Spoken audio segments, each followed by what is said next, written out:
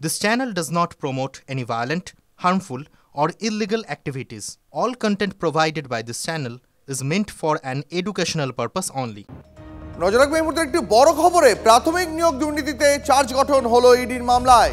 কালীঘাটের কাকুর বিরুদ্ধে চার্জ গঠন করলো ইডি। শুনানিতে হাসপাতাল থেকে ভার্চুয়ালি হাজির ছিলেন সুজয় কৃষ্ণ ভদ্র।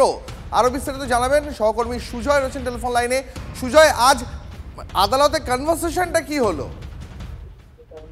দেখো দীপ, প্রথমে তোমায় জানাবো যে এই প্রথম কোনো নিয়োগ দুর্নীতি মামলায় চার্জ গঠন হলো এবং এবার প্রাথমিক নিয়োগ দুর্নীতি মামলায় ইডি যে তদন্ত করছিল সেই মামলায় চার্জ গঠন হলো এবং শুরুতেই সুজয় কৃষ্ণ ভদ্র তার বিরুদ্ধে চার্জ গঠন করলো আদালত। এবং যখন বিচারকের ভার্চুয়ালি বাইপাসের বেসরকারি হাসপাতাল থেকে সুজয় কৃষ্ণ ভদ্র উপস্থিত ছিলেন, তখন বিচারক তার কাছে প্রথমেই জানতে চান যে তিনি কেমন আছেন, সচেতন আছেন কিনা, এবং তার পরবর্তীতে জানান বিচারক যে তার বিরুদ্ধে যে সমস্ত অভিযোগ রয়েছে তাতে সুজয় কৃষ্ণ ভদ্র বড়সড় দুর্নীতির সঙ্গে যুক্ত ছিলেন। তার পাশাপাশি যুক্ত ছিলেন তিনি মানিক ভট্টাচার্য, পার্থ চট্টোপাধ্যায়ের সঙ্গে নিয়মিত যোগাযোগ রেখেছেন, বেআইনিভাবে চাকরি পাইয়ের জন্য লিপস অ্যান্ড বাউন্সের হয়েও তিনি কাজ করেছেন এবং টাকা লুকিয়ে রাখা এবং আর্থিকভাবে লাভবান হয়েছেন। তাই তার বিরুদ্ধে পিএমএলএ আইনের 4 নম্বর ধারায় চার্জ গঠন করা হচ্ছে। বিচারককে সুজয় কৃষ্ণ ভদ্রের কাছে এই কথা বলার পর জানতে চান যে আপনি কি নিজেকে দোষী বলে মনে করেন? সুজয় কৃষ্ণ ভদ্র প্রথমে বলেন যে না, তিনি টাকা নিয়েছেন এ কথা কে বলেছে। দুবার সে কথা বলার পর বিচারক বলেন যে এজেন্সি অর্থাৎ ইডি যথেষ্ট তথ্য প্রমাণ দাখিল করেছে সেই বিষয়ে। তার পরবর্তীতে সুজয় কৃষ্ণ ভদ্র নিজেকে সম্পূর্ণভাবে নির্দোষ দাবি করেন, অর্থাৎ যে অভিযুক্ত বিরুদ্ধে, যে সুজয় কৃষ্ণ ভদ্রের বিরুদ্ধে একাধিক প্রমাণ দিয়েছে তদন্তকারী সংস্থা ইডি, একাধিক ক্ষেত্রে তারা জানিয়েছে যে কিভাবে টাকা আর্থিকভাবে তিনি লাভবান হয়েছে, লিপস অ্যান্ড বাউন্সের টাকা কিভাবে ঘুরিয়ে কালো টাকা সাদা করার চেষ্টা করেছে, সেই অভিযুক্ত সুজয় কৃষ্ণ ভদ্র শেষমেশ নিজেকে নির্দোষ বলে দাবি করলেন। যদিও তার কথা শোনার পর বিচারক জানান যে সুজয় কৃষ্ণের বিরুদ্ধে চার্জ গঠন হয়েছে।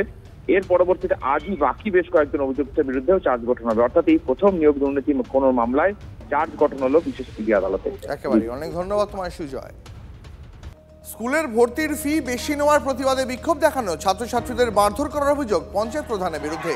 স্কুল ফি বেশি নেওয়ার প্রতিবাদে আজ দুপুরে মুর্শিদাবাদের খয়রামারি উচ্চ বিদ্যালয়ে তালা দিয়ে বিক্ষোভ দেখায় পড়ুয়ারা। পুলিশের গাড়িতেও তুমুল ভাঙচুর করা হয়। অভিযোগ সেই সময় হঠাৎই চড়াও হন পঞ্চায়েত প্রধান, ছাত্রছাত্রীদের মারধর করেন, অভিযোগ এমনটাই। এই মুহূর্তে মুর্শিদাবাদের খয়রামারি উচ্চ বিদ্যালয়ের ছবি, সেখানে স্কুলের ফি বেশি নেওয়া হচ্ছিল এই অভিযোগে পড়ুয়ারা বিক্ষোভ দেখাচ্ছিল। সেই সময় সেই পড়ুয়াদের মারধর করার অভিযোগ পঞ্চায়েত প্রধানের বিরুদ্ধে।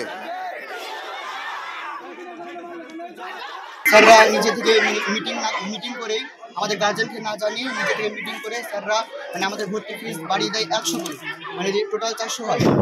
কিন্তু এবার যারা দুষ্ট অসহায় তাদের জন্য খুব অসুবিধাকর হয়ে যায়। তারপর আমরা এইসব বিষয় নিয়ে স্যারদেরকে জানালাম, স্যাররা বললো 400 কম হবে না।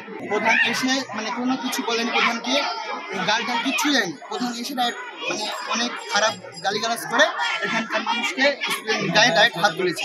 স্ট্রাইকের ভর্তি ছিল, আমরা 300 টাকা করতে এসেছি, তাহলে প্রধান এসে আমাদের গায়ে হাত তুলেছে। আমাদের গায়ে প্রধান হাত তুলবে কেন? জবাব চাই। নজর রাখবো পরের খবরে। সুন্দরবনবাসীর বিপদ বাড়ছে, কংক্রিটের বাঁধ দিয়েও মেটেনি সমস্যা। রায়মঙ্গল নদের গ্রাসে কংক্রিটের বাঁধ, ক্রমাগত বাঁধ ভাঙায় উদ্বেগে দক্ষিণ 24 পরগনার গোসাবার কুমিরমারি গ্রাম। সবকিছু হারানোর আশঙ্কায় ভুগছেন তারা। অনুমান পণ্যবাহী জাহাজ যাতায়াতের ফলে অতিরিক্ত কম্পন এবং সেই কম্পনের জেরেই ভাঙছে নদী বাঁধ। দ্রুত সমস্যার সমাধানের দাবি স্থানীয়দের। রায়মঙ্গল নদীর একেবারে লাগোয়া এই গ্রাম, এবং যেখানে বলা যেতে পারে এখানকার নদী ভাঙন রোধ করার জন্য যে ঢালাইয়ের এখানে বাঁধ নির্মাণ করা হয়েছিল, জোয়ারের জলের ধাক্কায় ক্রমে সেই বাঁধ ভেঙে একেবারে নদীগর্ভে তলিয়ে যাচ্ছে।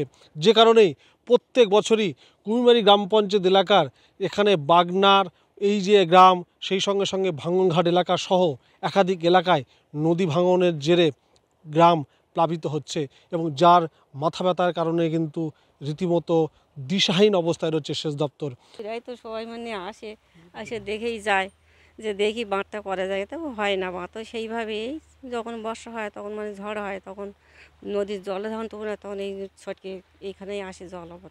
প্রতি বছরে ভেঙে ঢুকে। এই যে কংক্রিটের বাঁধ দেখছেন আপনারা দূরত্ব দেখতে পাবেন যে কী অবস্থা, ব্লকগুলো আস্তে আস্তে ফেলে দিয়েছে। এগুলো যদি আরেকটু যদি ভালোভাবে রাস্তা যদি একটু পিছিয়ে নিয়ে এসে যদি নতুন করে যদি তৈরি করা যায়, আমার মনে হয় যে এটা ভালো হবে। সরকারিভাবে আমরা বিভিন্ন দপ্তরে জানানো সত্ত্বেও আমরা সঠিকভাবে সেই বাঁধ রূপায়ণের কোনো সদুত্তর এখনও পেয়ে ওঠিনি। বিশেষ করে কেন্দ্র সরকারের তরফ থেকে যদি এখানে একটু দৃষ্টি নিক্ষেপ করা হতো, আমার মনে হয় বাঁধটা খুব তাড়াতাড়ি সফলতা পেত। যেহেতু 100 দিনের কাজ থেকে আমরা এনভায়রনমেন্টটা প্রোটেকশন দিতাম, সেই কাজটা নেই, সেই কারণে আমরা রিপেয়ার করার ক্ষেত্রে আমরা একটা পিছিয়ে পড়ছি। ভাঙনের কিন্তু ভয়ঙ্কর রূপ একেবারে ক্রমশ গ্রাস করে ফেলছে এই বাগনা এলাকায়, যা নিয়ে রীতিমতো আতঙ্কের মধ্যে কাটাচ্ছেন এখানকার বাসিন্দারা। তারা চাইছেন সেচ দপ্তর এখানকার ভাঙন রোধ করুক। সুন্দরবনের কুমিরমারি থেকে অভিজ্ঞান নস্কর, TV9 বাংলা।